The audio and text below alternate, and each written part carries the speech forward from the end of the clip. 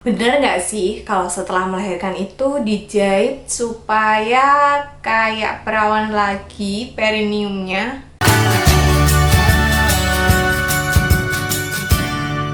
Halo, selamat datang di Kriwi Life, ngobrolin kesehatan bareng aku Bidan Oni. Hari ini kita akan cerita-cerita soal perineum. Sebenarnya aku sudah pernah cerita soal perineum ini, atau lebih tepatnya tentang perawatan perineum setelah melahirkan. Kalian bisa cek di playlist Nifas, atau kalian bisa klik link yang aku taruh di atas ini.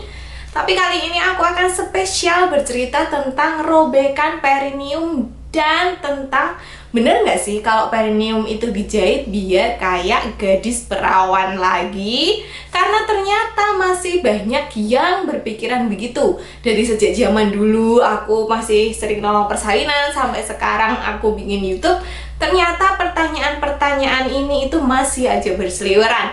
Semoga setelah menonton video ini kita bisa sama-sama mendapatkan pencerahan ya. Buat yang belum tahu, perineum itu adalah suatu bagian yang letaknya di antara vagina dan anus. Jadi kalau misalnya kalian nanti cebok, silahkan dicek sendiri-sendiri. Di antara lubang vagina dan lubang anus itu ada space. Nah, itulah yang disebut perineum. Perineum ini bentuknya setiap orang itu beda-beda. Ada yang dia perineumnya tipis, ada yang dia perineumnya tebal, ada yang perineumnya itu lentur atau elastis, dan ada yang kaku banget perineumnya. Apa yang mempengaruhi? Biasanya itu tergantung genetik juga. Jadi kayak bawaan. Emang dia bawaannya perineumnya kaku misalnya. Emang dia bawaannya perineumnya elastis dan tipis dan pendek, itu juga ada. Nah, perineum ini sangat rawan mengalami robekan ketika persalinan. Faktor-faktor apa yang mempengaruhi robekan itu juga sangat banyak. Kayak misalnya ada usia si ibu ketika melahirkan. Terus jumlah persalinan, apakah ini persalinan yang pertama, kedua, ketiga, itu dia juga bisa berpengaruh terhadap robek atau tidaknya suatu perineum. Terus bawaan si perineumnya, apakah perineumnya kaku, ataukah elastis, ataukah dia tebal, ataukah dia tipis, apakah dia lebar, ataukah pendek, itu juga ngaruh terhadap perineumnya ini bakal robek atau enggak. Selain itu, besarnya si janin itu juga akan ngaruh. Biasanya janin yang gede itu akan lebih beresiko merobekkan perineum dibandingkan janin-janin yang beratnya biasa aja. Dan juga posisi melahirkan serta kemampuan ibu mengejar juga berpengaruh terhadap robekan perineum.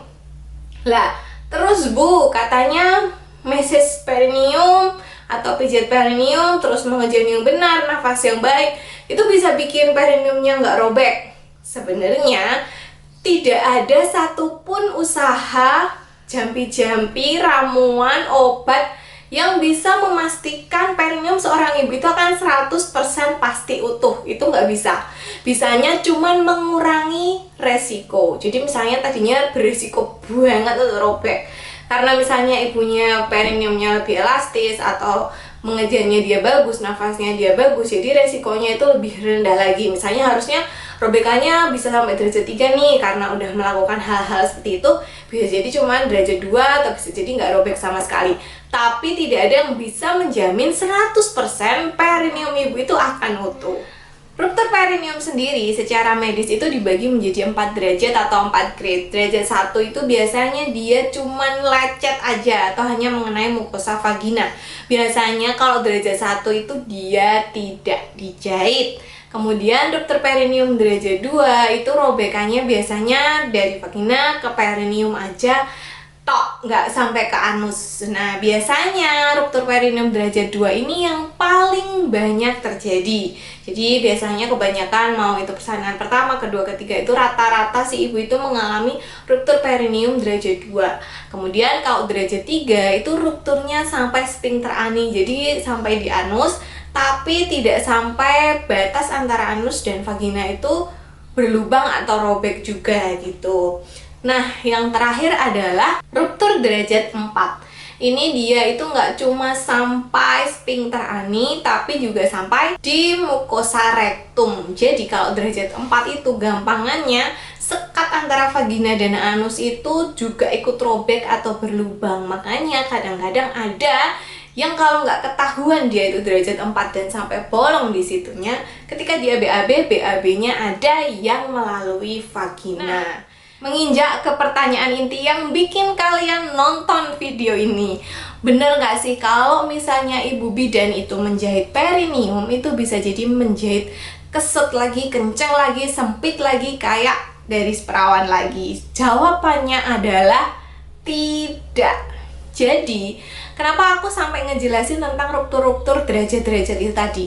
Jadi sebenarnya penjahitan perineum pada persalinan itu dia sifatnya adalah untuk mereparasi atau memperbaiki perineum dan mencegah perdarahan. Bayangin kalau misalnya kamu ruptur perineum derajat 2, 3, 4 terus nggak tak jahit, pembuluh darahnya akan terbuka terus, dia akan perdarahan terus, si ibu akan bleeding terus, darahnya habis, anemia, ya kan? Bisa sampai shock. Makanya dijahit itu supaya tidak ada perdarahan dari si jalan lahir itu. Kalau lukanya dijahit kan dia pasti nutup, jadi perdarahannya itu tidak akan terbuka terus. Dan untuk mereparasi di sini maksudnya mereparasi perineumnya gitu, karena dia dedel-duel misalnya, atau robek sedikit, atau kadang ada yang robeknya itu sampai di labia. Nah itu kita jahit. Tapi apakah jadi sempit lagi, lubangnya jadi kecil lagi? Itu enggak, karena kita itu menjahitnya itu ya cuma sesuai anatomi gitu. Itu menjahitnya itu ya sesuai lukanya aja Bu. Jadi sebenarnya anatomi si vagina itu udah kelihatan, robekannya itu batasnya sampai sini, lubang vaginanya itu dimulainya itu di sini itu kelihatan, dan kita itu juga akan jahitnya sampai di situ aja. Kalau misalnya kamu pengen kenceng lagi, keset lagi, sempit lagi, itu hanya ada dua hal yang bisa kamu lakukan. Yang pertama, kamu bisa senam Kegel, karena otot-otot vagina itu jelas melar ketika kamu melahirkan. Bayangin aja, kalian pasti sudah pernah lihat bayi kan? Kalau belum pernah lihat bayi, silahkan googling. Bayi gedenya segitu, kalau ada di vagina itu pasti otot vagina itu akan meregang. Nah, otot yang meregang itu nggak bisa Bu setelah melahirkan langsung set kembali normal, itu tidak bisa, itu butuh waktu. Dan kadang ada beberapa orang yang memang dia tidak bisa 100% kembali seperti ketika masih ting-ting. Jadi akhirnya kalau memang kalian ingin mengembalikan otot-otot itu seperti sedia kala, kalian harus exercise, olahraga, senam Kegel. Itu sama kayak misalnya paha kita, payudara kita, perut kita. Ketika kita hamil, perutnya melar, habis melahirkan kan ya perutnya nggak langsung rata lagi kayak papan setrikaan toh.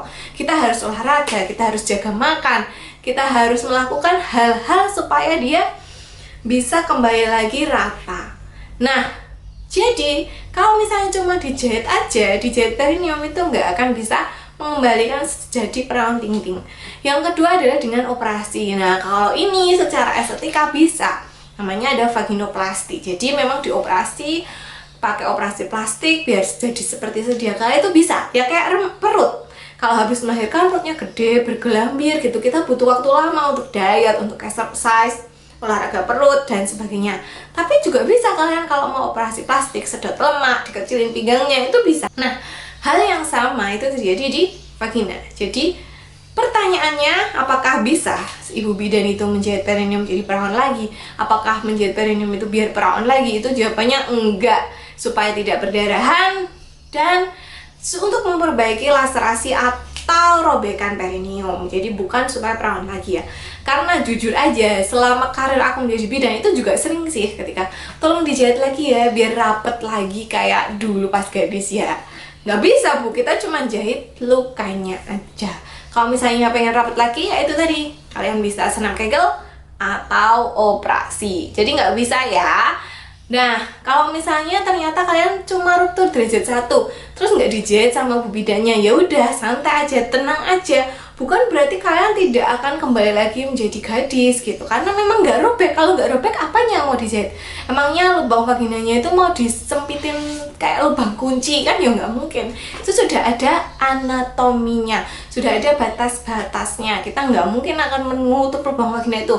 Nanti salah jahit malah kamu nggak bisa pipis gimana ya kan? Sampai di sini dulu pembahasannya, semoga cukup jelas dan nggak bikin galau lagi.